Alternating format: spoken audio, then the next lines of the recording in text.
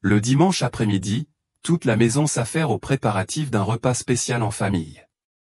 Mamie Jeanne n'était pas du genre à faire la fête, surtout après sa mort. Mais aujourd'hui, c'était différent. Son neveu, Julien, a appelé la semaine dernière, la voix pleine d'enthousiasme, disant qu'il voulait ramener sa petite amie à la maison pour le rencontrer. Elle a immédiatement accepté, n'a rien demandé d'autre, a simplement dit « Rentre chez toi ». Elle attendait Julien, le seul petit enfant qu'elle a élevé depuis l'enfance. Son père ou son fils est décédé dans un accident alors que Julien n'avait que 8 ans. Sa mère fit alors un pas de plus, laissant Julien dans cette maison, grandissant au milieu de repas remplis de sauces de poisson et de larmes. Mamie Jeanne ne s'est jamais plainte de la vie, elle croyait seulement que si elle avait encore la force et l'intelligence, elle devait élever le garçon pour qu'il devienne un homme. Julien ne l'a pas déçu. Bien étudié, revenir d'études à l'étranger et trouver un emploi dans une grande société immobilière. Mamie Jeanne se rassure.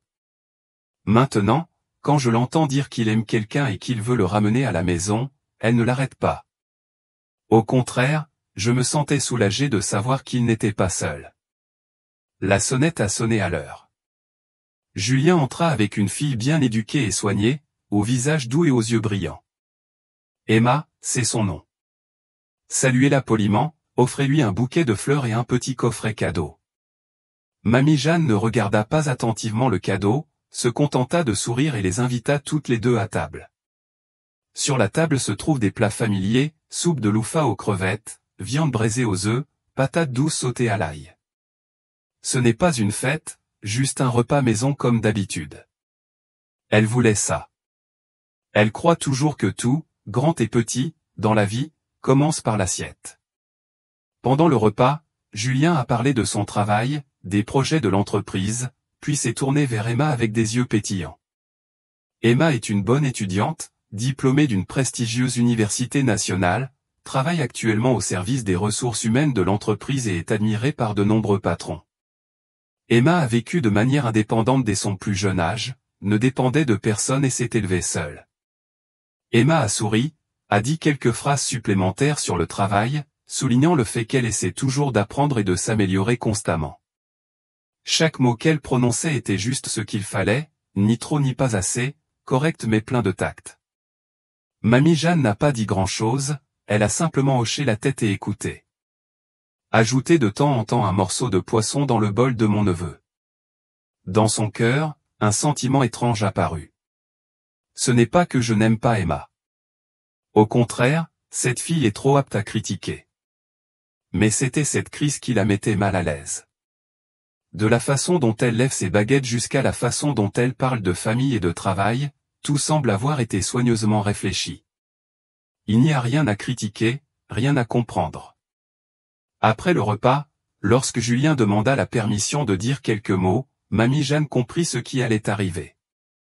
Et c'est vrai. Il a dit qu'il aimait vraiment Emma, qu'ils pensaient tous les deux au long terme et espérait qu'elle leur permettrait de se marier. Elle sourit, je savais que ce jour viendrait. Une grand-mère expérimentée comme elle ne peut pas utiliser ses émotions pour s'accrocher à ses enfants et petits-enfants. Mais son cœur resta silencieux pendant un moment. Au lieu de répondre immédiatement, elle a simplement dit qu'elle réfléchirait. Ce soir-là, après les avoir vus partir tous les deux, Mamie Jeanne s'assit à côté du plateau presque entièrement vidé, regardant le bol d'Emma soigneusement posé comme s'il n'avait jamais servi. Elle ne savait pas comment expliquer ses sentiments. Pas parce qu'Emma n'était pas bonne, mais il y avait quelque chose de si doux, de si parfait qu'elle ne se sentait pas à sa place. En près de 70 ans de sa vie, elle a rencontré toutes sortes de gens, des gens bons, des gens méchants, des gens qui prétendent être bons et des gens qui ne prennent pas la peine de cacher leur méchanceté. Elle était autrefois la femme à la tête d'une grande entreprise de transport, confrontée à toutes sortes de contrats et négociant avec toutes sortes de personnes. Expression du visage, voix, regard, un petit écart suffit pour qu'elle devine les pensées de l'autre. Mais avec Emma, elle n'a vu aucune lacune. C'est ce qui l'a fait hésiter.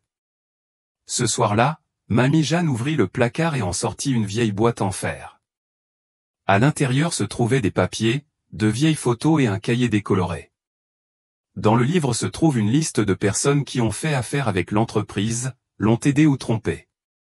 À côté de chaque nom se trouvent quelques courts commentaires, bouche douce, main rapide, éviter les grosses transactions, bien, garder la relation. Elle le relut, se tourna vers la dernière page et ajouta une nouvelle ligne, Emma, future petite fille. Le lendemain matin, elle appelle un vieil ami, oncle Paul qui travaille avec elle depuis ses jours de travail. Il est désormais directeur des ressources humaines de la société où travaille Emma. Elle n'a posé qu'une courte question, il vous manque encore quelqu'un pour travailler à la cantine d'entreprise. La voix de l'oncle Paul rit, la cantine manque de questions. Pourquoi tu demandes? Elle répondit brièvement, je veux essayer une petite chose, juste pendant un mois, appelons ça une observation. Elle n'en dit pas plus et il ne demanda pas grand-chose. Ils sont amis de longue date, ayant été impliqués dans la vie ou la mort dans de grandes affaires. Entre eux, un seul mot suffit. Raccrochant, elle s'assit à table et rédigea une courte liste de choses à préparer, uniforme, chapeau, masque, chaussures à semelles basses. Mamie Jeanne n'avait jamais travaillé un seul jour de sa vie comme serveuse. Mais si elle ne peut pas voir le cœur des gens dans la nourriture et les vêtements, comment peut-elle se sentir en sécurité en donnant son petit enfant à quelqu'un comme Emma? Si Emma est vraiment la personne que Julien croit qu'elle est, alors il n'y a pas de quoi s'inquiéter. Sinon, elle devrait au moins être la première à le savoir. Une semaine plus tard, Mamie Jeanne apparaît à la cantine du groupe Namtaï sous un nouveau nom, beaucoup de Marie. Le profil indique clairement, employé saisonnier, travaillant par quart, responsable de la zone de distribution alimentaire et de nettoyage. Personne ne sait qui elle est. Avec un masque en tissu, une vieille casquette de baseball et un uniforme bleu clair, elle est devenue si normale que personne n'a regardé en arrière. Lors de son premier jour de travail, elle a entendu les instructions d'un chef d'équipe nommé May, horaire, réglementation, comment se comporter avec le personnel de bureau et, surtout, ne regarder personne trop longtemps. Elle se contenta de hocher la tête et de prendre de courtes notes. Lorsqu'elle a commencé à partager le riz, elle s'est tenue derrière le plateau de poisson braisé, gardant une attitude paisible. Tous ceux qui viennent en récupèrent juste assez, sans trop en demander. Il y a des jeunes, il y a des gens d'âge moyen, certains sont pressés, d'autres discutent doucement. Elle s'est contentée d'observer, sans réagir. Cet après-midi-là, Emma est apparue. Elle y est allée avec 2 collègues, en riant et en racontant quelque chose d'amusant. De loin, personne ne penserait que cette personne a déjà eu 28 ans. Des yeux brillants, un sourire charmant, une voix modérée, tout cela rend l'autre personne sympathique. Mais Mamie Jeanne ne regardait pas le visage, elle regardait la façon dont Emma distribuait le plateau, la façon dont elle attendait que la première personne le reçoive avant de s'avancer, la façon dont elle parlait au personnel derrière le comptoir. Emma s'arrêta devant elle, sans se rendre compte que la personne derrière le masque était la grand-mère qu'elle avait rencontrée. Elle regarda le plateau de poisson et dit doucement. « Donnez-moi juste du riz, mademoiselle, le poisson ne devrait pas être trop gras. » Mamie Jeanne hocha la tête et obéit. Emma continua. « Ne mélangez pas les épinards avec trop d'ail. En plus, la soupe d'aujourd'hui est un peu salée. » La voix n'était pas hostile, mais avait un ton directeur, comme le genre de quelqu'un qui a l'habitude de donner des ordres aux autres sans s'en rendre compte. Mamie Jeanne ne réagit pas, se contenta de hocher la tête et de suivre, puis s'immobilisa et regarda Emma partir. Dès sa disparition, une aide-soignante s'est placée à côté d'elle et lui a murmuré doucement. « Cette fille est comme ça tous les jours haï, critique un peu, critique beaucoup, rarement merci. » Mamie Jeanne ne répondit pas. Cette déclaration n'est que le premier élément d'un tableau d'ensemble qu'elle doit compléter. Les jours suivants, elle a continué à aller travailler régulièrement. Réveillez-vous à 5 heures du matin, prenez le bus jusqu'à la cuisine, préparez les ingrédients, puis changez de vêtements et mettez-vous en position. Travaux lourds et urgents, station debout continue. L'air est toujours chargé d'une odeur de graisse. Mais elle ne s'est pas plainte. Après près de 70 ans de vie, elle comprend que si vous voulez connaître la sincérité de quelqu'un, vous devez vous tenir à ses côtés au plus bas niveau, là où les gens n'ont pas besoin de porter de masque. La deuxième semaine, elle a vu Emma se disputer violemment avec un concierge plus âgé au sujet du nettoyeur de sol qui salissait sa jupe. Je ne criais pas, mais la voix d'Emma était froide et absolument inflexible. Après avoir été critiquée, la femme de ménage a baissé la tête et a nettoyé sans rien dire.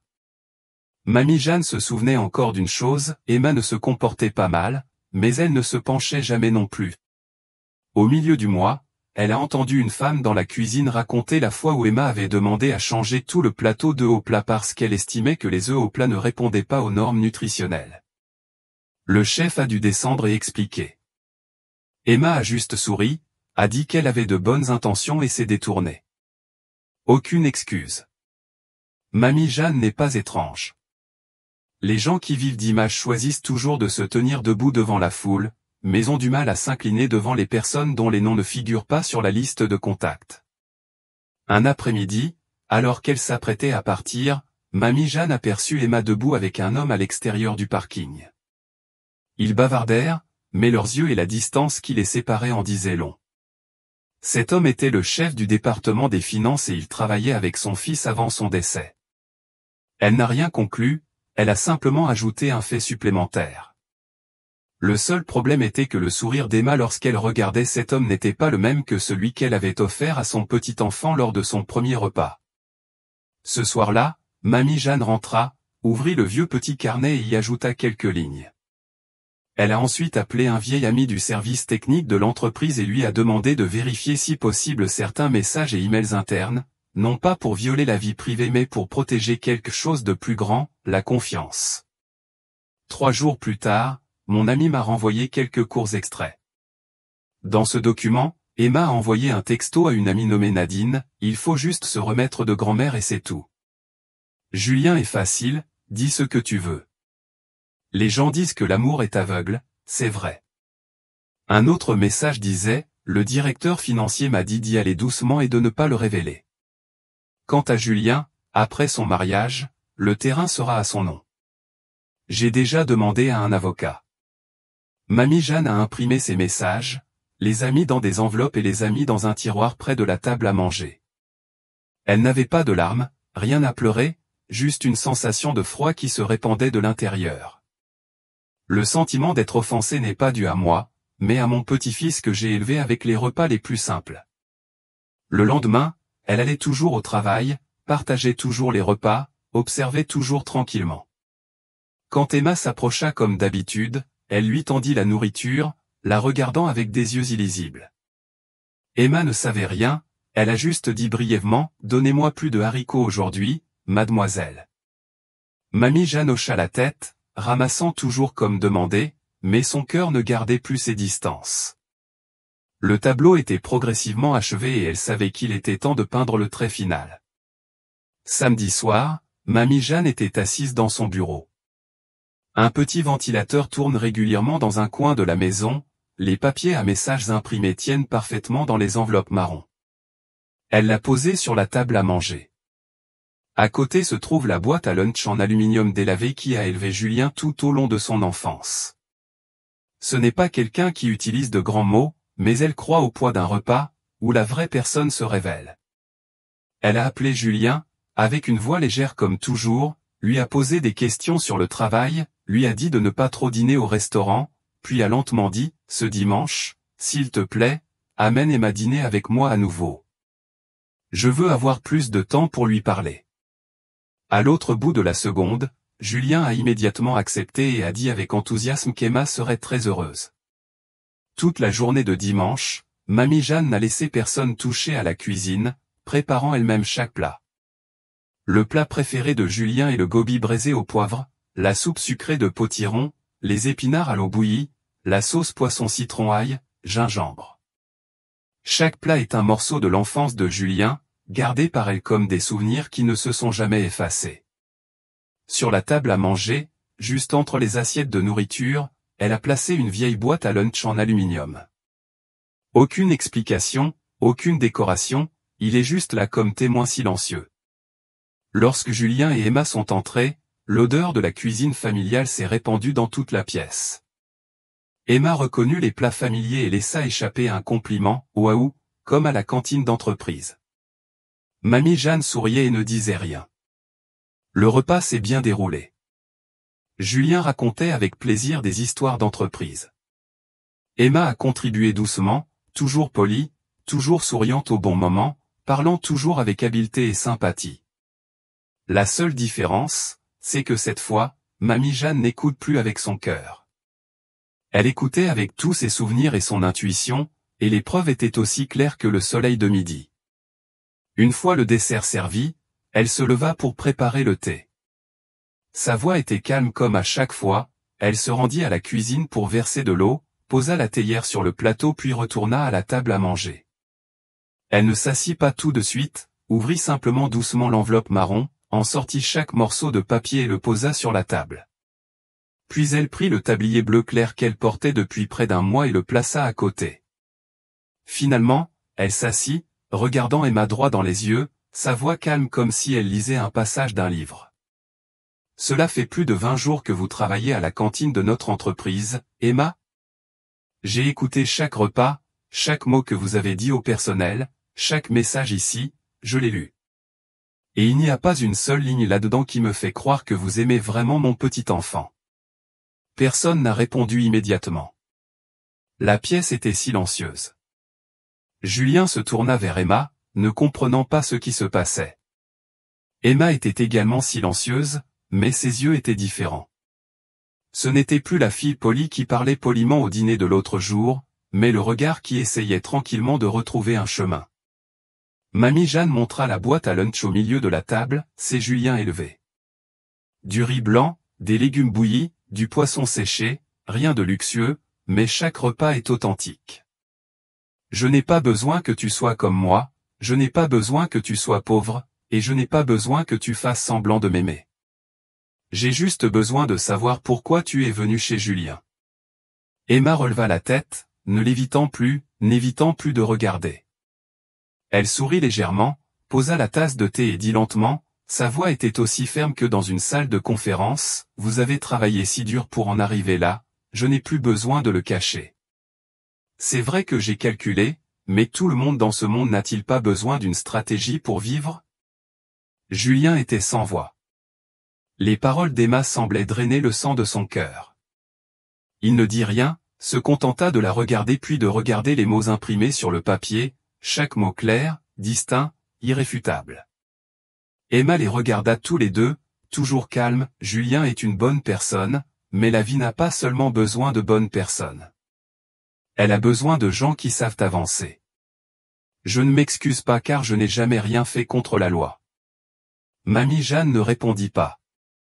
Elle n'a pas besoin de discuter. La vérité n'a pas besoin d'être expliquée, elle a juste besoin d'être révélée. Emma se leva, ajusta la bandoulière de son sac et s'inclina légèrement, merci de m'avoir invité à ce repas spécial. Je pense que nous n'avons pas besoin de nous revoir. Puis elle s'est retournée et est sortie de la maison, laissant l'air plus lourd que les pluies de juillet. Julien n'a toujours rien dit. Mamie Jeanne regardait sa nièce et voyait dans ses yeux du brisement et de la douleur, mais pas de colère. Peut-être parce qu'il avait compris qu'elle n'avait pas fait tout cela pour diviser, mais pour protéger. Au bout d'un moment, il parla très doucement, sans toi, je vivrais probablement toute ma vie dans une illusion. Mamie Jeanne ne répondit pas, se contenta de verser du thé et posa la tasse devant sa nièce. Elle savait qu'à partir de ce moment, le garçon n'était plus le petit enfant innocent d'antan. Il vient de franchir une porte douloureuse mais nécessaire, et il ne retrouvera pas ses anciens yeux. Après ce repas, Julien n'a pas dit grand-chose. Il retourna à son appartement en silence, sans contacter Emma ni l'appeler. Pendant 3 jours d'affilée, Mamie Jeanne n'a rien entendu. Pas impatient, ni appelant pour demander. Elle savait que la douleur de la désillusion devait être rongée par elle-même. Les gens ne peuvent grandir que lorsqu'ils traversent les passages sombres de leur cœur. Le 4e jour, Julien apparut à la porte de la maison au moment où la nuit tombait. Sans dire un mot, Mamie Jeanne vient d'ouvrir le portail et se dirige vers la cuisine pour préparer un autre bol de soupe. Julien a mangé un peu mais tout était parti. Lorsqu'il posa la tasse, il leva les yeux, sa voix était basse mais ferme, « Je veux recommencer, je veux faire quelque chose d'utile. » Mamie Jeanne hocha la tête sans demander pourquoi. Le plus grand changement chez les gens ne réside pas dans le récit mais dans leur regard et la façon dont ils se redémarrent. Le lendemain, Julien adresse une pétition au conseil d'administration, proposant un programme de réforme du régime social des salariés, notamment ceux de la logistique, de la cantine et du ménage. Raison inscrite dans la candidature, j'ai suffisamment observé pour constater que les personnes les plus calmes de l'entreprise sont les personnes les plus honnêtes. Au départ, cette proposition a été accueillie avec scepticisme. Certains grands patrons pensent que Julien est trop émotif et peu rentable. Mais il était inébranlable. Présenter clairement les données, les enquêtes internes et les commentaires des départements directs. Il y avait des jours où il descendait à la cafétéria, s'asseyait pour manger avec le personnel, parlait aux oncles et tantes qui le soutenaient, les écoutait parler des frais de scolarité de leurs enfants, du temps passé à faire les courses et des déjeuners oubliés. Il a enregistré chaque petite chose. Peu à peu, ses collègues l'ont également regardé différemment. Ce n'est plus le petit-fils du président, mais quelqu'un qui sait écouter et agir. Il a installé davantage de ventilateurs dans la cuisine, ajusté le temps de pause entre les quarts de travail et augmenté la quantité d'ingrédients pour rendre les repas plus nutritifs. Ce sont des choses apparemment petites, mais pour les travailleurs ordinaires, elles sont une reconnaissance. Un vendredi après-midi, Mamie Jeanne a été conviée à une réunion pour rendre compte des premiers résultats du projet. Elle est venue tranquillement, s'est assise au fond de la pièce, personne n'a reconnu qui elle était. Sur le podium de présentation, Julien a parlé clairement du modèle de cuisine décente, où chaque repas est non seulement nutritif mais aussi respectueux. Il a raconté comment il a été élevé avec une boîte à lunch en fer, ce qui lui a appris que rien n'est petit dans la vie des autres. Après que Mamie Jeanne eut entendu cela, son cœur fut aussi calme que l'eau d'un puits. Non pas par fierté, mais parce que mon cœur s'est adouci. Le prix de cette leçon n'est pas bon marché, mais peut-être a-t-il changé pour quelque chose qui en vaut la peine. Un mois plus tard, lors de la cérémonie à Julien pour construire une aire de repos à mi-travail pour les ouvriers, les cuisines et les femmes de ménage, Julien a présenté Mamie Jeanne comme l'inspiratrice du projet. Les oncles et tantes qui s'occupaient d'eux restèrent un instant perplexes puis s'exclamèrent à l'unisson, « Oh mon Dieu, c'est la deuxième sœur ? Je ne l'ai pas reconnue. » Oh, alors le repas d'hier était. Mamie Jeanne se contenta de sourire légèrement et de hocher la tête. Elle n'a besoin de personne pour la remercier, elle a juste besoin qu'on sache que quelqu'un l'a écoutée avec tout le respect. Ce soir-là, elle et Julien étaient assis dans la cour et buvaient du thé. Il a déclaré que récemment, il avait rencontré une nouvelle personne, non pas dans l'entreprise, mais une jeune fille qui travaillait dans le domaine du travail social. Les deux se sont rencontrés lors d'une discussion sur la protection sociale du travail. Elle n'était pas magnifique, n'avait pas d'origine familiale importante, mais lorsqu'elle a entendu un soignant raconter l'histoire, elle a fondu en larmes. Julien a dit qu'il ne la voyait pas essayer de se montrer, il sentait simplement que son cœur était vraiment ému. Mamie Jeanne ne dit rien tout de suite, se contenta de verser du thé et dit lentement, « Cette fois, si tu invites quelqu'un à la maison pour le dîner, n'oublie pas de me laisser cuisiner une soupe de poisson-chat aigre. C'est le plat préféré de ton père. » Julien hocha la tête. Alors qu'il se levait pour se préparer à entrer dans la maison, il s'est retourné et a demandé, « Avez-vous toujours la vieille boîte à lunch en aluminium ?» Elle le regarda un instant puis répondit, « Oui, il est dans le placard. »« Mais pourquoi tu demandes ?» Il sourit doucement et répondit, « Parce que je pense que si j'ai un enfant dans le futur, je voudrais aussi lui parler des repas que son père a élevés, et de cette boîte. » Mamie Jeanne ne répondit pas, hocha simplement la tête, se releva lentement, entra dans la cuisine, laissant derrière elle une cour sans vent, où les cigales d'arrière-saison étaient encore obscènes quelque part dans la nuit. Le dimanche suivant, il pleuvait à verse depuis le matin. Mamie Jeanne se levait tôt, allumait la cuisine, prenait un vieux cahier et notait quelques plats familiers, viande braisée aux œufs, soupe aigre, poisson frit croustillant et épinards bouillis. Pas besoin de demander, je sais qu'il y aura des invités aujourd'hui. Julien a appelé la veille et lui a dit qu'il voulait l'amener à dîner en lui disant de se préparer doucement car c'était une personne très simple. Après avoir entendu cela, mamie Jeanne a simplement dit oui. Elle n'est plus jeune pour s'enthousiasmer pour les débuts, ni naïve pour croire à la première rencontre. Mais après tout ce qui s'était passé, elle faisait confiance à son intuition et aux petites conversations pendant les repas. Avant l'heure, la sonnette retentit juste à temps. Julien entra, suivi d'une petite fille aux cheveux attachés, vêtue d'une chemise à manches longues pastel et portant un petit sac en tissu. Elle baissa la tête et se présenta comme étant Claire, travaillant dans un centre de soutien psychologique pour travailleurs. Julien présenta brièvement puis recula tranquillement pour laisser les deux parler. Claire sortit de son sac une boîte de biscuits et un petit pot de plantes succulentes et les posa sur la table. Mamie Jeanne demanda.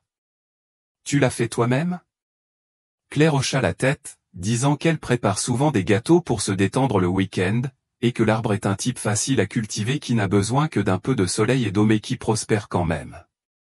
Mamie Jeanne ne dit rien de plus, se contenta de poser le cadeau sur le coin de la table et les invita toutes les deux à manger. Le repas était convivial, sans trop de questions, sans mots polis. Claire mangeait et buvait lentement, servant parfois à manger à Julien, regardant parfois mamie Jeanne avec des yeux attentifs chaque fois qu'elle racontait de vieilles histoires. Il n'y a pas de compliments ostentatoires, juste une douce présence. Au moment de servir le dessert, mamie Jeanne a posé une vieille boîte à lunch sur la table. Julien s'arrêta un instant. Claire pencha la tête, regarda et demanda. « Y a-t-il quelque chose de spécial dans cette boîte ?» Mamie Jeanne hocha la tête et dit que c'était la boîte à lunch qui élevait Julien depuis qu'il était enfant lorsque ses parents n'étaient plus là. Chaque midi, elle apportait du riz à l'école et le mettait entre les mains du garçon sans jamais le laisser la voir pleurer parce qu'elle n'avait pas d'argent pour acheter de la viande. Claire resta silencieuse un moment puis murmura qu'elle avait elle aussi grandi dans des circonstances similaires.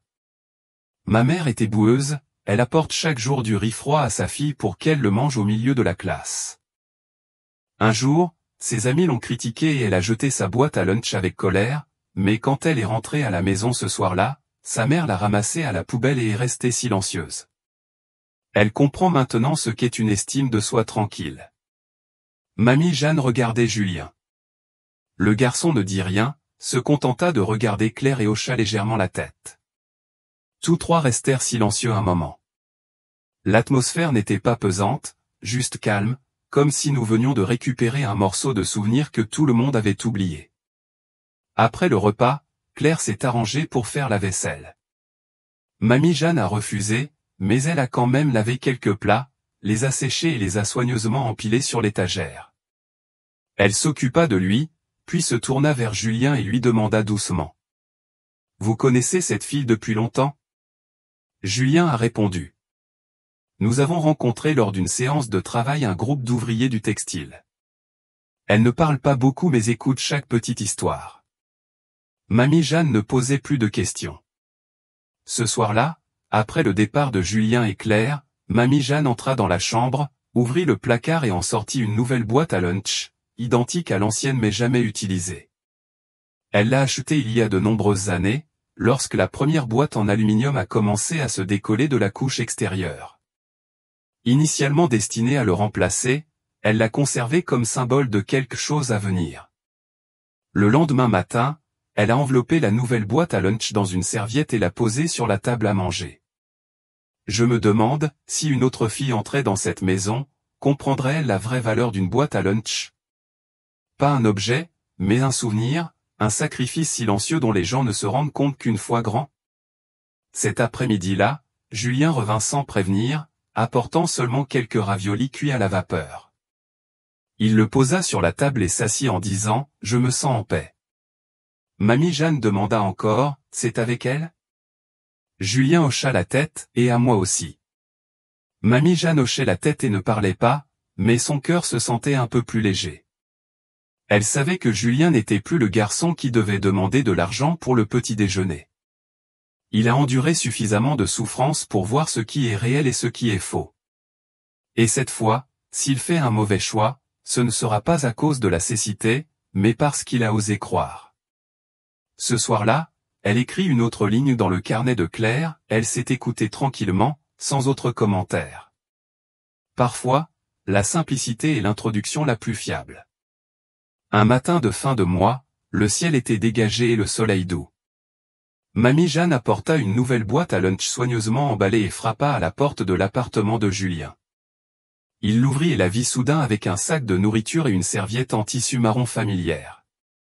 Elle n'a pas dit grand-chose, a juste dit qu'elle cuisinerait davantage aujourd'hui et qu'elle l'apporterait pour nous deux. Claire était également présente. Elle était assise au coin de la table, en train de réviser le plan de communication d'une campagne publique de psychologie. Lorsqu'elle vit entrer Mamie Jeanne, elle sourit, se leva, débarrassa la table, versa de l'eau et s'assit tranquillement à côté d'elle.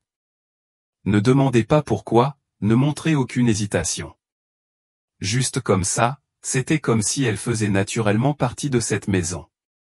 Il n'y avait que 3 personnes à dîner ce jour-là. Cuisine simple, viande mijotée, soupe de potiron, œufs cuits à la vapeur et une assiette de bananes mûres. Mais personne n'est pressé. Tout le monde mangeait lentement, mangeait et discutait. Claire raconte le cas d'une travailleuse célibataire qui était sous pression parce que son enfant ne réussissait pas bien à l'école. Julien a partagé son projet d'étendre le modèle, Qu'un Kitchen, à la succursale Nord. Mamie Jeanne se contentait d'écouter, ajoutait parfois quelques courtes suggestions puis observait tranquillement. Quand elle eut fini de manger, elle sortit la boîte de la serviette et la plaça au milieu de la table. Claire reconnut la forme familière, pencha la tête et demanda, « Est-ce la boîte dont tu as parlé l'autre jour ?» Mamie Jeanne hocha la tête, puis secoua à nouveau la tête, « Pas l'ancien. C'est le nouveau, exactement le même mais personne ne l'a jamais utilisé auparavant. » Julien et Claire se taisaient. Mamie Jeanne reprit, d'une voix lente. Elle a gardé cela pendant longtemps, non pas parce qu'elle avait peur que le vieux truc s'effondre, mais parce qu'elle attendait une opportunité. Quelqu'un qui puisse comprendre sa véritable signification. Pas sa valeur matérielle, mais l'histoire qui se cache derrière, sur la gratitude, sur la patience et sur la façon dont les gens se traitent quand personne ne regarde. Claire tenait la boîte à 2 mains, ne l'ouvrit pas, se contenta de la regarder longuement puis dit. Je pense que chaque personne dans sa vie devrait avoir quelque chose comme ça. Cela n'a pas besoin d'être cher, mais le garder vous aide à vous rappeler par qui et par quoi vous avez été élevé. Julien regardait tranquillement Claire. Ses yeux n'attendaient plus ou ne cherchaient plus comme avant, mais un regard de paix et de soulagement, comme s'il avait abandonné toutes ses vieilles préoccupations. Mamie Jeanne se leva, plia le papier d'emballage et le tendit à Claire. Je vous laisse cela. Non pas pour le garder, mais pour le transmettre. À l'avenir, si vous voyez quelqu'un qui a besoin de se souvenir, de comprendre ou de se réveiller, donnez-le à cette personne. Claire serra la boîte à lunch dans ses bras et dit doucement merci. Pas de chichi, pas de formalité, une seule phrase suffit. À partir de ce jour, Claire se présenta plus souvent chez Mamie Jeanne. Aucun avertissement, aucun bruit. Parfois j'apporte quelques jeunes branches succulentes fraîchement cueillies, parfois j'apporte un vieux livre trouvé au marché. Un jour, elle a même emporté quelques sacs de farine, alors qu'elle faisait des biscuits à la française, même si à la fin la fournée a brûlé la moitié du plateau en noir. Cela ne dérangeait pas Mamie Jeanne. Elle ne se sent heureuse que lorsqu'il y a de légers rires dans la maison, une odeur de beurre qui flotte dans l'air et qu'il y a une fille qui n'a pas peur de se salir les mains parce qu'elle veut essayer quelque chose de nouveau. Julien a également changé. Il n'était plus aussi enthousiaste au point de manquer de contrôle comme avant, mais commença à prendre du recul pour écouter davantage. Désormais, dans les réunions, il laisse les autres présenter tout avant de donner des commentaires. Le projet, Qu'un Kitchen, a été mis en œuvre dans 2 autres succursales, toutes 2 recevant des retours positifs. Il a dit qu'il s'agissait d'une réussite collective et non individuelle. Un soir de week-end, alors qu'ils étaient tous les 3 assis dans la cour à écouter le bourdonnement des cigales d'arrière-saison derrière les bananiers, Mamie Jeanne se retourna et demanda. « Est-ce qu'on envisage d'aller plus loin ?» La question n'était pas soudaine, mais elle fit s'arrêter Julien et Claire. Claire baissa la tête, sans répondre immédiatement. Julien répondit lentement. Nous ne sommes pas pressés, mais nous ne l'évitons pas non plus. Nous voulons être sûrs que ce n'est pas parce que nous avons besoin les uns des autres, mais parce que nous nous faisons vraiment confiance. Mamie Jeanne hocha la tête, puis elle parla doucement comme pour se dire. Avant, elle croyait en son premier sentiment. Plus tard, elle a appris que ce qui est plus important, c'est ce que les gens font quand personne ne les regarde. C'est ce qui détermine la façon dont les gens vivent. Ni Julien ni Claire n'en dirent plus, mais l'ambiance était alors différente. C'était comme si tous trois avaient compris qu'ils entraient dans une nouvelle phase lentement, sûrement et sans tambour ni trompette. Ce soir-là, pendant que Mamie Jeanne faisait la vaisselle, Claire est venue l'aider. Julien se tenait de loin, les regardant tous les deux, tenant le cahier de planification à la main, se sentant étrangement apaisé. Il sait que si un jour une maison est construite, ses fondations ne seront pas des promesses, mais chaque repas sincère, chaque mot juste ce qu'il faut et une boîte à lunch en fer qui a été transmise comme un symbole irremplaçable de confiance et de préservation. Un an plus tard, Julien devient officiellement directeur adjoint en charge des ressources humaines de l'ensemble de l'entreprise. Non pas à cause de la réputation de sa famille, mais parce que le modèle de « cuisine bienveillante » qu'il a initié a complètement changé la façon dont l'entreprise perçoit le bien-être. Les enquêtes internes montrent une nette augmentation de la satisfaction au travail, en particulier parmi les travailleurs indirects, des personnes autrefois considérées comme invisibles dans le système. Claire poursuit toujours son travail au centre psychologique. Elle s'est tournée vers la formation des compétences d'adaptation émotionnelle pour les travailleurs des parcs industriels. Même si ces conférences ne sont pas accompagnées de PowerPoint étincelants ni de microphones professionnels, elles sont toujours pleines. Elle ne donne pas de conseils, se contente de raconter des histoires vraies, les vies qu'elle a rencontrées, écoutées et vécues avec eux. Un soir, Julien et Claire ont assisté à un séminaire sur l'entreprise sociale organisé à Hanoï. Pendant la pause, alors qu'elle se tenait au comptoir des boissons, Claire entendit quelqu'un l'appeler par son nom. En se retournant, elle reconnut Emma, un visage autrefois familier. Emma est directrice des ressources humaines d'une société immobilière émergente. Elle s'habille proprement, a une attitude confiante et des yeux perçants. Il n'y eut aucune confusion, juste un léger signe de tête. « Vous faites toujours des programmes sociaux ?» Emma a demandé.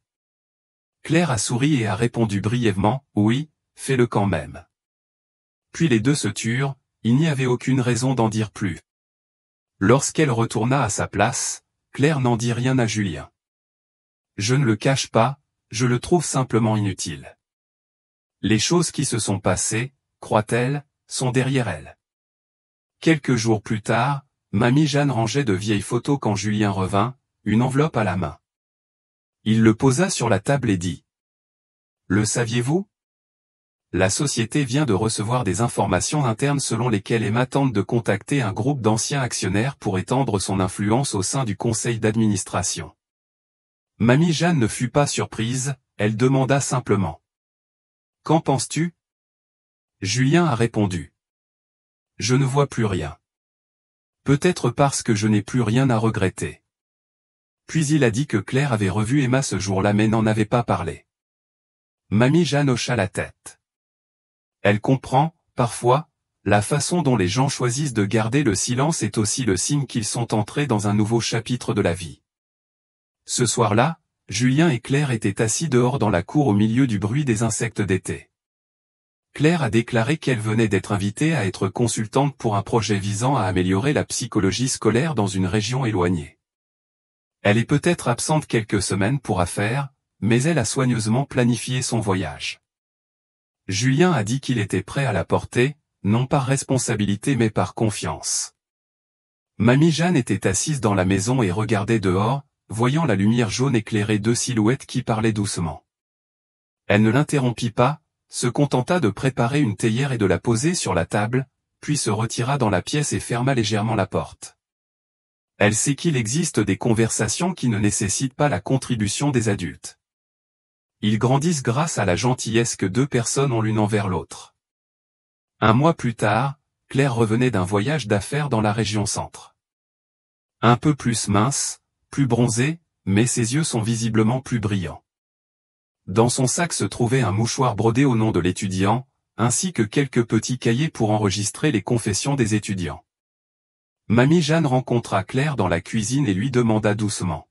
« Êtes-vous fatiguée ?» Claire a répondu. « Non, c'est juste que la maison me manque. » Mamie Jeanne la regarda un instant puis dit. « Si un jour vous devenez la belle-fille de cette maison, rappelez-vous que la maison n'est pas un endroit avec beaucoup de meubles, mais un endroit où l'on peut déposer toutes les choses lourdes. » Claire ne répondit pas, se contenta de sourire. Mais elle savait au fond de son cœur, elle comprenait. Plus tard cette année-là, Julien a une nouvelle proposition, créer une bourse au nom de son défunt père, également fils de Mamie Jeanne, pour les enfants de travailleurs internes. La proposition a été soutenue par l'ensemble du conseil d'administration. Le jour de l'annonce, Julien n'a pas parlé longtemps, il a juste raconté une histoire. J'ai grandi avec la boîte à lunch en fer de ma grand-mère. Non pas parce que la famille était pauvre, mais parce qu'elle croyait qu'un enfant devait être élevé avec patience. Au milieu des applaudissements, Mamie Jeanne était assise au fond de la salle, blottie, hochant lentement la tête.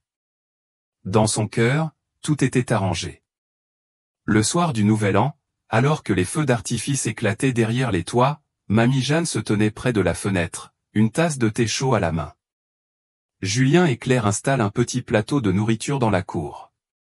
Elle les entendit rire tous les deux, s'appeler doucement, puis Julien demanda. « Es-tu prêt ?» Claire a répondu. « Prêt. » Mamie Jeanne ne posait plus de questions. Elle posa la tasse de thé, ouvrit le placard, sortit une vieille boîte à lunch en fer et l'essuya doucement.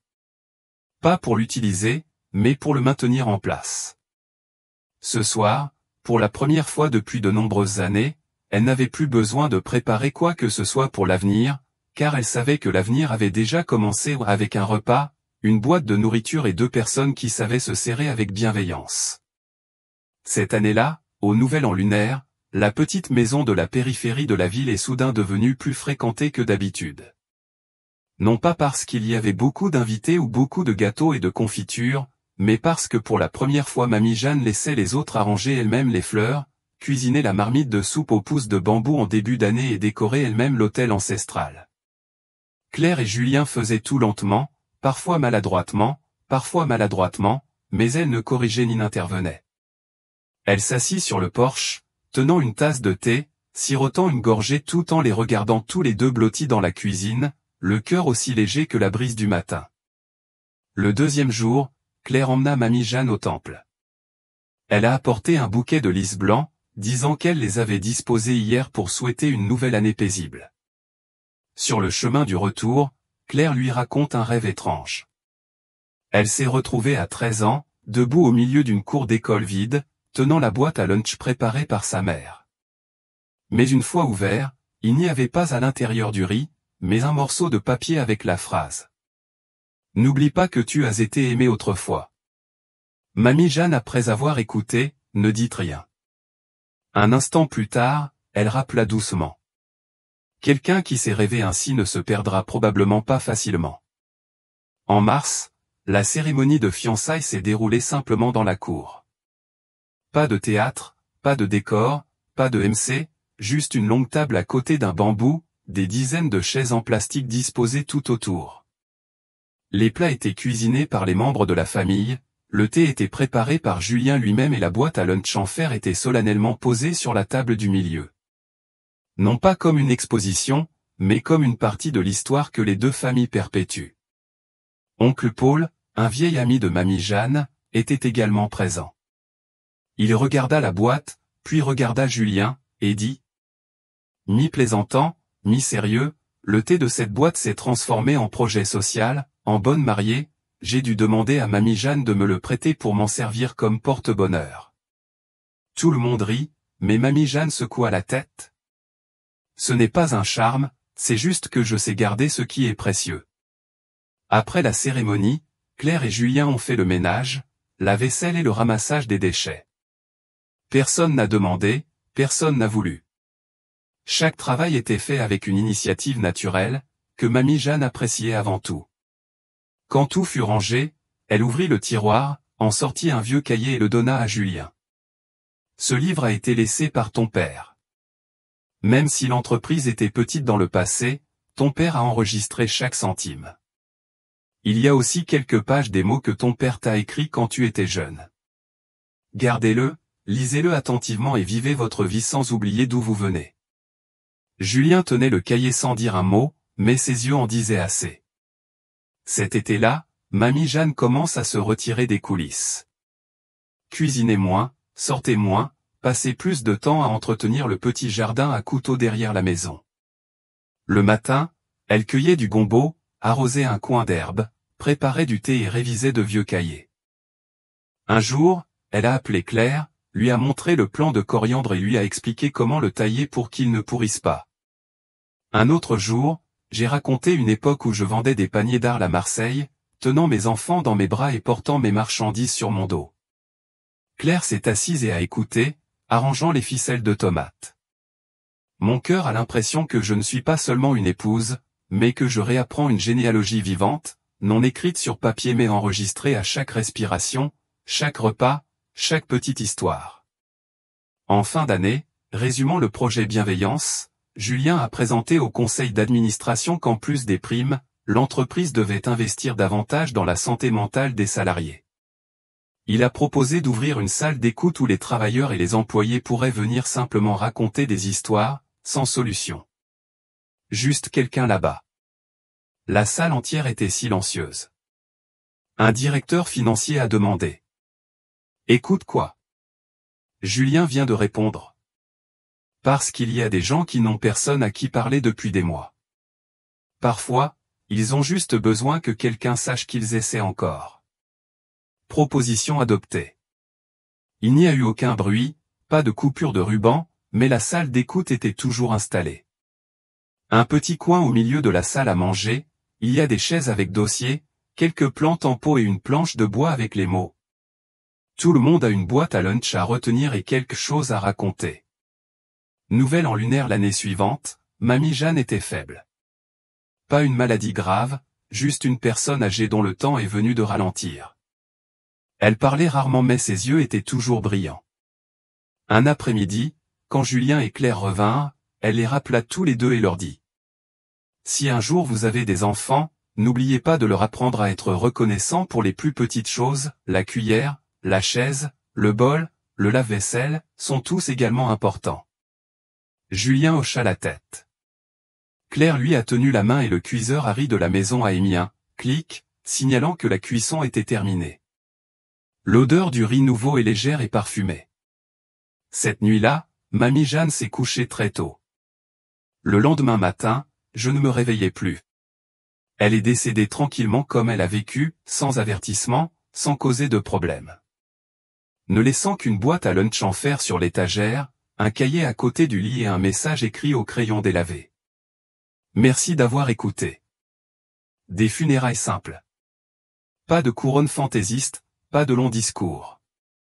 Mais il y avait beaucoup de monde qui est venu, les soignants qui travaillaient dans la même cantine, les employés qui avaient reçu un soutien psychologique de Claire et le personnel du bureau qui avait été aidé par Julien à adapter ses horaires de travail de manière flexible pour récupérer leurs enfants à temps.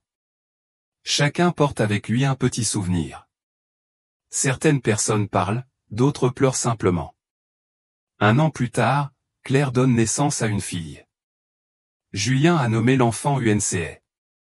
Lors de la cérémonie de baby shower, au milieu des rires des enfants et des mains tremblantes des voisins tenant le bébé, Claire a sorti du placard une vieille boîte à lunch en fer. Elle l'essuya et le plaça sur l'autel. Julien le regardait, les yeux remplis de larmes. Votre enfant saura qu'il a été élevé dans une boîte à lunch, non pas à cause de la pauvreté mais à cause d'un amour inconditionnel. La vie, après tout, n'a pas besoin de grand-chose. J'ai juste besoin de quelqu'un qui croit en moi, de quelqu'un qui m'apprenne la gratitude et d'un endroit où retourner. Là où une boîte à lunch en fer attend, qu'il pleuve ou qu'il fasse beau. Car en fin de compte, la valeur d'une personne ne réside pas dans l'endroit où elle va, mais dans le moment où elle regarde en arrière et se souvient encore de qui marchait tranquillement à côté d'elle à chaque déjeuner. Mesdames et messieurs, nous vous remercions sincèrement de votre attention et de votre écoute de l'histoire d'aujourd'hui. Derrière chaque vieille boîte à lunch en fer peut se cacher toute une vie de sacrifices silencieux, d'amour sans parole et de souvenirs d'avoir nourri une personne avec gentillesse et foi. L'histoire n'est pas seulement un voyage personnel, mais aussi une profonde leçon sur la façon de regarder les gens, sur la gratitude et sur la vraie valeur d'une maison. Si l'histoire vous a touché, nous serions ravis de recevoir votre soutien en cliquant sur j'aime, en laissant vos réflexions ci-dessous et en vous abonnant à la chaîne. Votre compagnie est pour nous une source de motivation pour continuer à raconter des histoires sincères et émouvantes. Merci beaucoup.